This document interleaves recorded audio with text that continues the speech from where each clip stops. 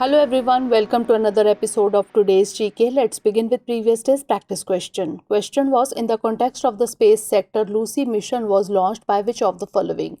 European Space Agency, Indian Space Research Organization, Russian Federal Space Agency, or National Aeronautics and Space Administration? The correct answer is option D, National Aeronautics and Space Administration, that is NASA. Recently, NASA's Lucy spacecraft captured its first images of the main belt asteroid 𝐃𝐫𝐤𝐬𝐡𝐭𝐢, marking the beginning of a 12-year voyage. It was discovered in 1999 by the Linear Survey. 𝐃𝐫𝐤𝐬𝐡𝐭𝐢 is a slow rotator with a moderately large light curve amplitude. It is an S-type asteroid, means it is composed mainly of silicates and some metal. It was launched by NASA from the Cape Canaveral Space Force Station in Florida in 2021. It is the first spacecraft sent to study the Trojan asteroids, which orbit the Sun in the same path that the planet Jupiter takes. Therefore, option D is the correct answer. Majority of the answers in the comment section were correct. Keep answering like this. Now let's begin today's session. First question is, consider the following statements regarding the Pradhan Mantri Ujjwala Yojana. 1. It is a flagship scheme of the Ministry of Petroleum and Natural Gas. 2. Under the PHL, that is Pratyaksh Hastantrit Labh initiative, people are encouraged to surrender their subsidies voluntarily. Which of the statements given above is or are correct? 1 only, 2 only, both 1 and 2, or neither 1 nor 2? The correct answer is option A, 1 only. Recently, the Union Cabinet has approved the extension of Pradhan Mantri Ujjwala Yojana. It was introduced in May 2016 as a flagship scheme by the Ministry of Petroleum and Natural Gas. Hence, statement 1 is correct. Under the PHL, that is Pratyaksh Hastantrit Labh initiative, applicable subsidy is directly transferred to the individual's bank account electronically. Hence, statement 2 is not correct. But its Give It Up initiative encourages people to surrender their subsidies voluntarily. Therefore, option A is the correct answer. Next question is, consider the following statements with reference to the muscular dystrophy disease. 1. It is a rare genetic disorder that results from an X chromosome mutation. 2. It primarily affects males while females are typically carriers. 3. It results in progressive muscle degeneration. How many of the statements given above are correct? Only 1, only 2, all 3, or none? The correct answer is option C, all 3. Recently, World Duchenne Muscular Dystrophy Day was observed by the Department of Empowerment of Persons with Disabilities. It is a rare genetic disorder that results from an X chromosome mutation.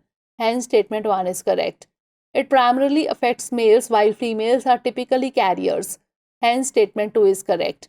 It is characterized by progressive muscle degeneration and weakness due to the alterations of a protein called dystrophin. Hence, statement 3 is correct. Presently available treatments are gene therapy, exon skipping, stop codon read-through, and gene repair. Therefore, option C is the correct answer. Next question is, Bandipur Tiger Reserve was recently seen in the news. It is associated with which state? Maharashtra, Rajasthan, Odisha, or Karnataka? The correct answer is option D, Karnataka. Recently, the Karnataka Forest Department directed the Bandipur Tiger Reserve's Eco-Sensitive Zone Monitoring Panel to act against illegal cottages built within the reserve's ESZ. It is situated in two contiguous districts, Mysore and Chamarajanagar of Karnataka, and located at the tri-junction area of the states of Karnataka, Tamil Nadu, and Kerala. Geographically, it is an ecological confluence of the western and eastern Ghats. It is part of the larger Nilgiri Biosphere Reserve, which is recognized as a UNESCO World Heritage Site. It is surrounded by River Kabini in its north and River Moyar in its south. Bandipur has a typical tropical climate with distinct wet and dry seasons. Therefore, option D is the correct answer. Next question is, consider the following statements regarding the Eastern Maritime Corridor, or EMC. 1. It is a proposed sea route between the Indian port of Chennai and the Russian port of Vladivostok. 2. It will help India to access the markets of the Far East, including China and Japan. Which of the statements given above is or are correct? 1 only, 2 only, both 1 and 2, or neither 1 nor 2? The correct answer is option C, both 1 and 2. Recently, the Indian Shipping Minister said India and Russia seek to begin operations on the Eastern Maritime Corridor, or EMC. The EMC is a proposed sea route between the Indian port of Chennai and the Russian port of Vladivostok. Hence, statement 1 is correct. For India, it will provide a shorter and more efficient route to access the markets of the Far East, such as China and Japan. Hence, statement 2 is correct. The corridor is estimated to bring down transportation time between Indian and Russian ports of the Far East region by up to 40%, that is 24 days from the current 40 days. The EMC will cover a distance of about 5,600 nautical miles, which is significantly shorter than the current route via the Suez Canal. Therefore, option C is the correct answer. Next question is, which of the following best explains MULE? Anti-drone system, robot, lunar rover or missile? The correct answer is option B, robot. Recently, the Indian Army unveiled the Multi-Utility Legged Equipment or MULE at the North Tech Symposium 2023 held in Jammu. It is an autonomous load-bearing robot developed for the Indian Army. It has been manufactured for human-less intervention to locate and eliminate terrorists. It is embodied with 360-degree cameras and radars that would help the operator to detect any threat and use the firing platform to shoot it down. It is an analog-phased machine built with 4 legs and with a payload capacity of 12 kg. It is capable of taking up projects with pre-fed missions and is viable to be used in all terrains. It can be easily operated in snow and mountains as well. Therefore, option B is the correct answer. Next question is, consider the following statements with reference to Bharat Bill Payment System. 1. It is operated by the National Payments Corporation of India. 2. It is an integrated bill payment system. Which of the above statements is or are correct? 1 only, 2 only, both 1 and 2, or neither 1 nor 2? The correct answer is option C, both 1 and 2. India set to allow cross-border bill payments via Bharat Bill Pay for NRIs in the UK. India has this system operationalized in 4 Middle East countries, including Oman, Kuwait, UAE, and Bahrain. The Bharat Bill Payment System is RBI conceptualized system driven by the National Payments Corporation of India. Hence, statement 1 is correct.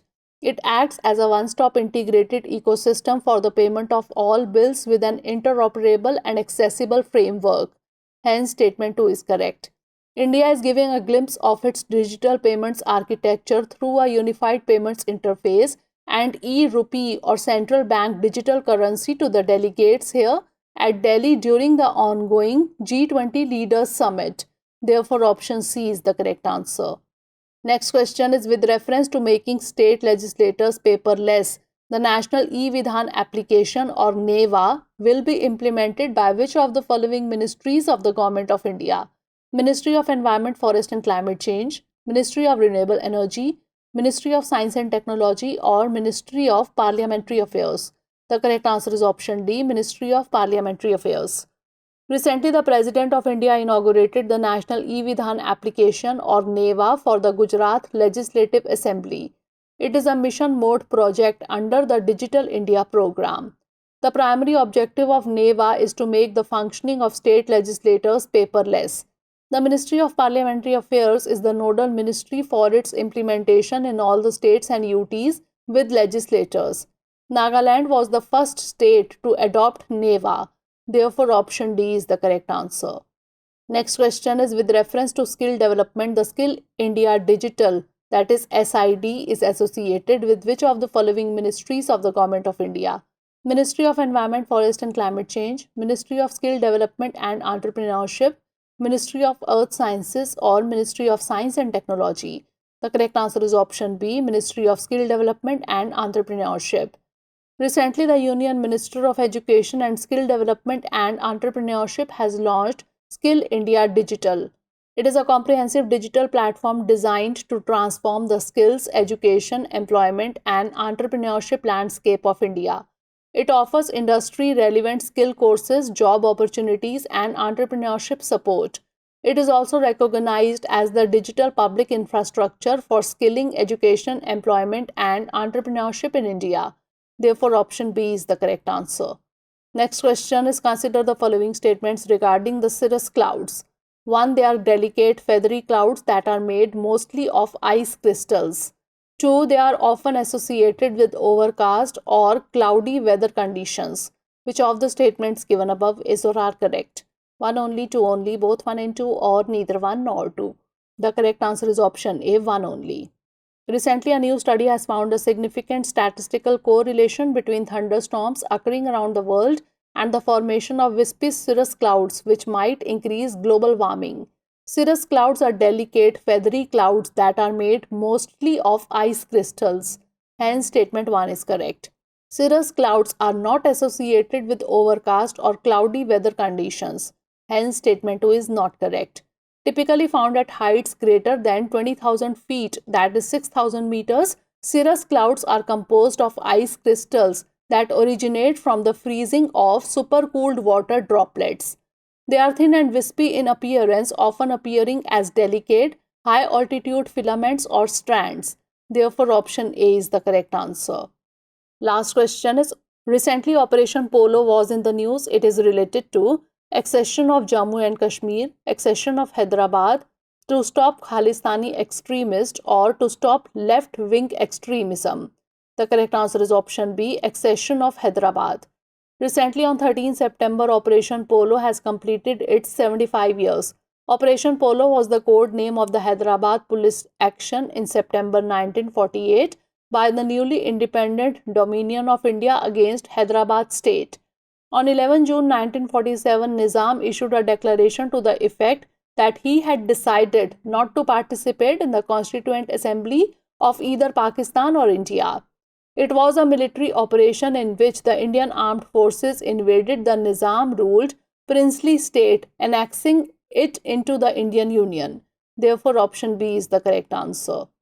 Now it's time for the practice question. Consider the following countries. 1. Russia, 2. China, 3. Mongolia.